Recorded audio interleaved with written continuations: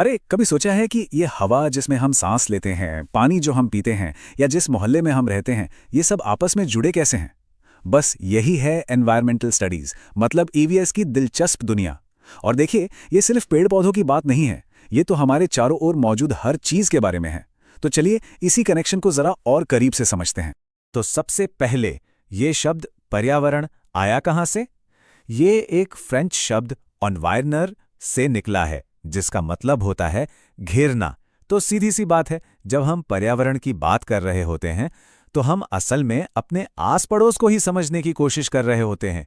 मतलब वो हर चीज जो हमें चारों तरफ से घेरे हुए है। अच्छा, तो अब इस आसपास को जरा गौर से देखें। तो इसमें मोटी मोटी दो तरह की चीजें हैं। एक तरफ हैं लिविंग थिंग्स, मतलब सजीव चीजें, जैसे हम, आप, जानवर, पेड़ पौधे जो सांस लेते हैं, बड़े होते हैं। और दूसरी तरफ हैं नॉन लिविंग थिंग्स, यानी निर्जीव चीजें, जैसे पहाड़ हो गए, नदियां हैं, जमीन है। और सच तो यह है कि इन्हीं दोनों से मिलकर हमारे पर्यावरण का पूरा ढांचा खड़ा होता है। तो सवाल ये उठता है कि जब ये सजीव और निर्जीव चीजें एक साथ आती हैं तो बनता क्या है? देखिए, हमारा पर्यावरण सिर्फ इन दोनों का जोड़ नहीं है। नहीं, ये उससे कहीं ज्यादा है। ये एक बहुत ही कॉम्प्लेक्स लेकिन खूबसूरत सिस्टम है। तो चलिए अब इसी सिस्टम की बनावट को समझने की कोशिश करते हैं। तो फिर से वही सवाल, आखिर हमारे पर्यावरण को बनाने वाले मेन पार्ट्स कौन कौन से हैं? वो क्या चीजें हैं जो मिलकर हमारी इस दुनिया को शेप देती हैं? सवाल तो सीधा है, पर इसका जवाब शायद उतना सीधा नहीं है जितना हमें लगता है। इस सवाल का जवाब ना इस एक डायग्राम में छिपा है। अब देखने में शायद थोड़ा कॉम्प्लिकेटेड लगे, पर इसका जो निचोड़ है वो बहुत सिंपल है। हमारा पूरा का पूरा पर्यावरण तीन मेन हिस्सों से मिलकर बना है। पहला, नेचुरल, यानी प्राकृतिक। दूसरा, ह्यूमन मेड, यानी जो इंसानों ने बनाया है। और तीसरा, जो शायद सबसे जरूरी है, वो है खुद ह्यूमन, यानी हम इंसान। चलिए अब इन तीनों हिस्सों को, यानी नेचुरल, ह्यूमन मेड और ह्यूमन, इनको जरा एक एक करके थोड़ा डिटेल में समझते हैं। इनको अलग अलग समझना बहुत जरूरी है, तभी हम ये देख पाएंगे कि ये एक दूसरे को कैसे अफेक्ट करते हैं और एक साथ मिलकर कैसे काम करते हैं। तो सबसे पहले बात करते हैं नेचुरल कंपोनेंट की, मतलब वो सब कुछ जो हमें नेचर से मिला है। इसमें क्या क्या आता है? देखिए, हवा है जिसे हम कहते हैं एटमॉस्फेयर, पानी है जो हाइड्रोस्फेयर का हिस्सा है, जमीन है यानी लिथोस्फेयर, और इन सब पर जो लाइफ है, जो लिविंग थिंग्स हैं, वो सब मिलकर बनाती हैं बायोस्फीयर। इसके बाद आता है ह्यूमन मेड कंपोनेंट। ये वो दुनिया है जो इंसानों ने अपनी जरूरत के हिसाब से बनाई है। हमारी बिल्डिंग्स, पार्क, पुल, सड़कें, बड़ी बड़ी इंडस्ट्रीज, मॉन्यूमेंट्स, ये सारी चीजें हमारी जरूरतों को पूरा करती हैं। और आज के जमाने में ये भी हमारे एनवायरनमेंट का एक बहुत जरूरी हिस्सा बन चुकी हैं।